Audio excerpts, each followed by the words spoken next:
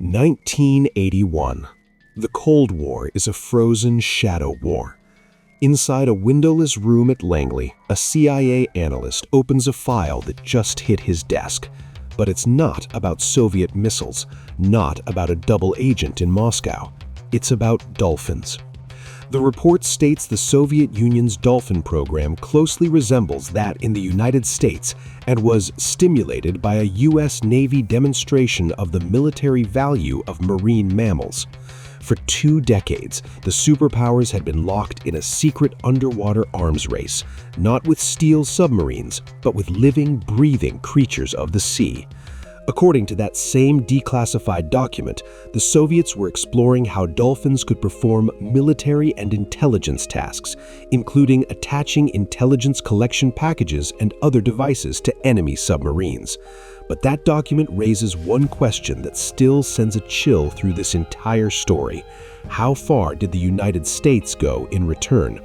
Did we train dolphins as passive sentinels, or did we create living weapons capable of far more than detection? Declassified files and eyewitness accounts have slowly surfaced, painting a program more ambitious and more controversial than the public was ever supposed to know. This is the true story of the spy dolphins. To understand why the military saw pure gold in these animals, you first have to understand the creature itself. For decades, the public saw dolphins as playful performers, but in the early 1960s, a handful of scientists and military minds saw something far more valuable, a biological sensor platform that outperformed anything human technology could dream of. The bottlenose dolphin's echolocation is so precise, it can detect a quarter on the ocean floor and tell you whether it's heads or tails.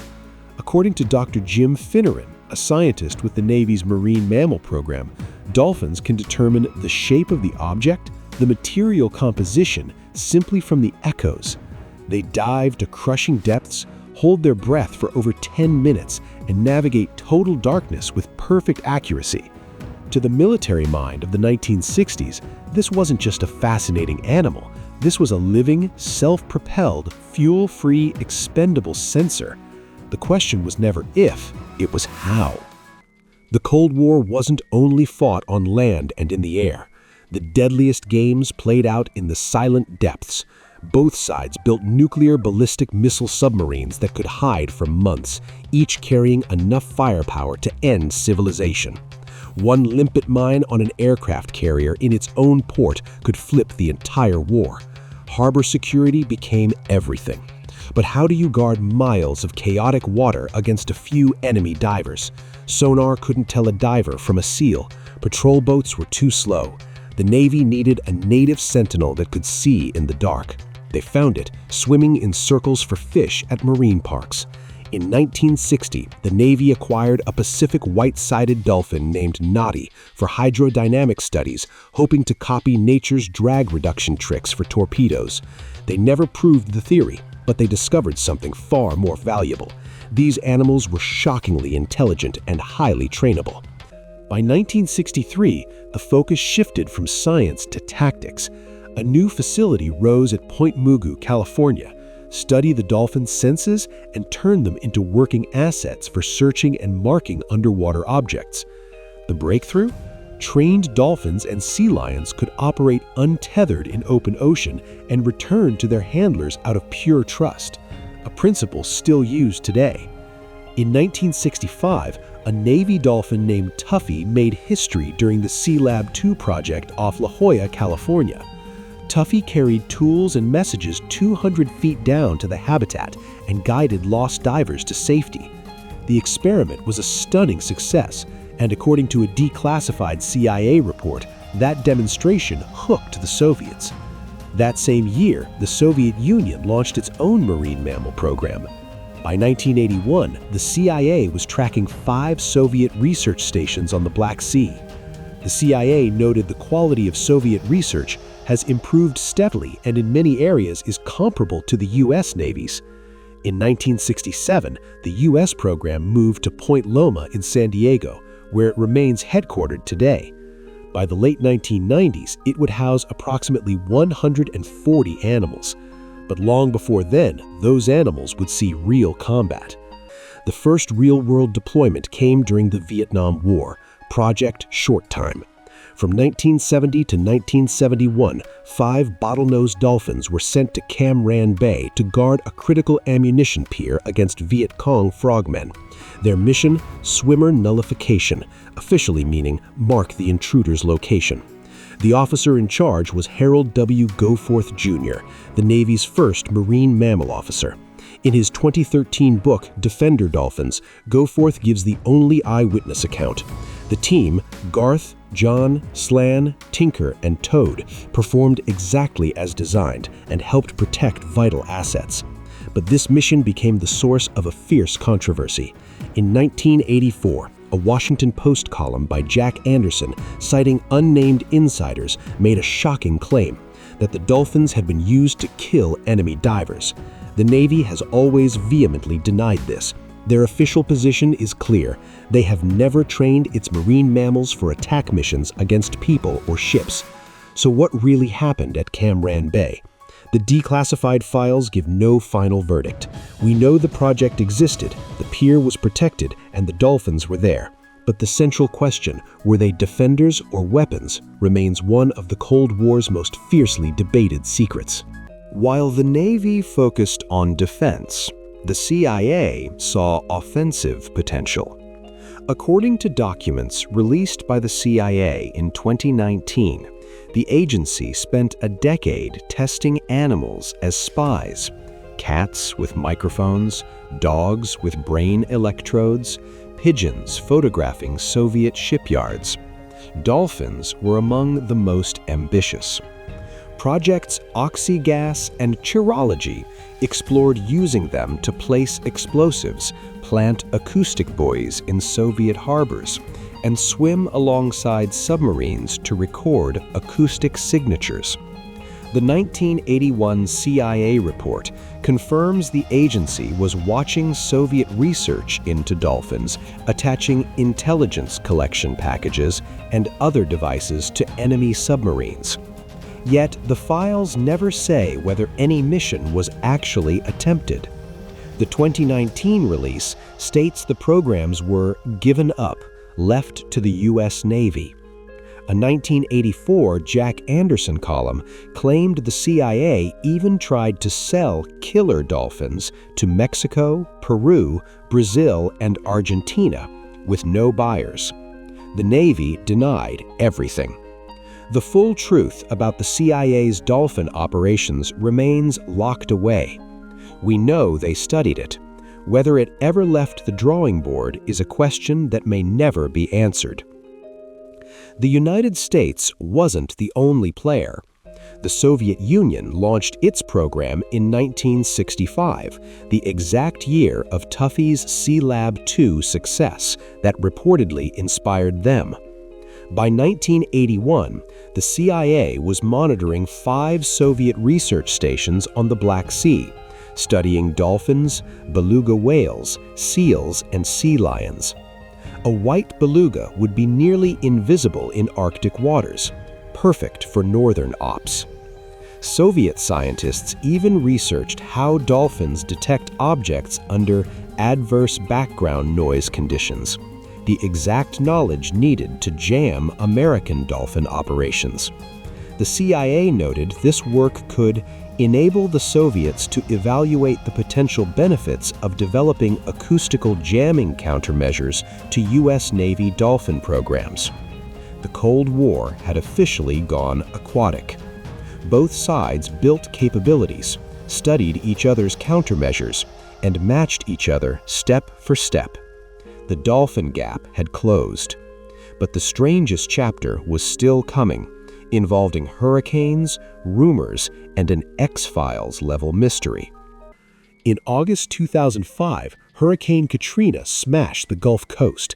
A marine park in Gulfport, Mississippi lost 8 bottlenose dolphins, all later recovered nearby. Within hours, an internet rumor exploded. Some of the escaped dolphins were Navy-trained killers, still wearing harnesses rigged with toxic darts. The story spread like wildfire. It was completely false. The park president called it something from X-Files. The Pentagon stated clearly the Navy never trained animals to attack or plant explosives. These were park dolphins, not military assets. All 8 were safely recovered. But the rumor spread so fast because it tapped straight into decades of real suspicion. The Navy had trained dolphins for secret missions. They had worn harnesses. The image of rogue assassin dolphins loose in the ocean, that belonged to Hollywood. Today, the Navy's position is crystal clear. Marine mammals are trained only for detection and recovery, never attack. Dr. Mark Exco, program director, told Military Times in 2024, "We never put any Navy animal in any harm's way any more than our personnel." Yet the declassified files contain details that are harder to dismiss. The 1984 Jack Anderson column, based on trusted insiders, still sits in the CIA reading room. The 1981 CIA report openly discusses Soviet plans for dolphins attaching devices to submarines. If the Soviets were exploring it, the question lingers, was America doing the same? The most extreme scenarios, like dolphins delivering nuclear mines, remain pure speculation with no documentary evidence. The truth is almost certainly more nuanced, defensive tools that could be flipped offensive, CIA concepts studied and shelved, operational details still buried. The program never ended. It is still headquartered at Naval Base Point Loma in San Diego, where it has been since 1967. Today, it includes roughly 120 bottlenose dolphins and California sea lions trained for mine detection and force protection. In places like the Persian Gulf or Baltic Sea, where technology still struggles, a dolphin's biological sonar remains unmatched. A sea lion can attach recovery hardware to objects better than human divers. The animals are exceptionally well cared for. The program is accredited by the Association for the Assessment and Accreditation of Laboratory Animal Care International. Full-time veterinarians stand ready. The dolphins even volunteer for their own medical checks, a technique the Navy pioneered. And they work voluntarily. As Dr. Mark Exco explains, if they weren't comfortable and confident in what they do with us, they would just leave and not come back, and they almost never do. The program also advances science, studying echolocation, testing virtual reality, and tracking aging through animals like Blue, a 57-year-old Navy dolphin featured in the New York Times. Exco admitted in 2024 the long-term goal is replacement. We want to replace our marine mammals as soon as technology is available. Drones already handle some jobs, but for the toughest underwater environments, that day is still decades away. The story of the spy dolphins is the Cold War in miniature. Brilliant science, strategic paranoia, human ingenuity, and profound ethical questions. We took one of the planet's most intelligent social creatures and turned it into a partner to protect our ships, find our mines, and safeguard our sailors. Did we ever ask them to do more? The official answer is no. The Navy has never trained marine mammals for attack missions. The CIA's bolder concepts were studied and abandoned. The dolphins at Cam Ranh Bay were defenders, at least according to the man who ran the program. Yet the declassified files keep hinting at something darker. The 1981 report on Soviet device attachment plans. The 1984 column claiming dozens of diver kills. The 2019 confirmation that the CIA explored explosives. The full truth sits somewhere between official denials, sensational claims, and still classified documents. One day, when the last file opens and the last dolphin retires, we may finally know. Until then, the dolphins at Point Loma keep swimming out each morning, voluntary partners in missions they will never understand, finding mines, protecting ports, and returning every night for their well-earned fish. The ocean is vast, deep, and dark, and somewhere in that darkness, The ghosts of Cold War secrets still swim. If you thought training dolphins as underwater spies was ingenious, wait until you hear about the time the CIA built a spy drone that looked and flew exactly like a real dragonfly. It was the 1970s. The agency's Office of Research and Development created the Insectothopter, a 6-centimeter miniature UAV with flapping wings powered by a tiny engine. It could fly 200 meters in 60 seconds, guided by a laser beam. The project died because crosswinds made control impossible. But for one brief moment, the CIA had a working dragonfly spy. That story, next time on Declassified Files.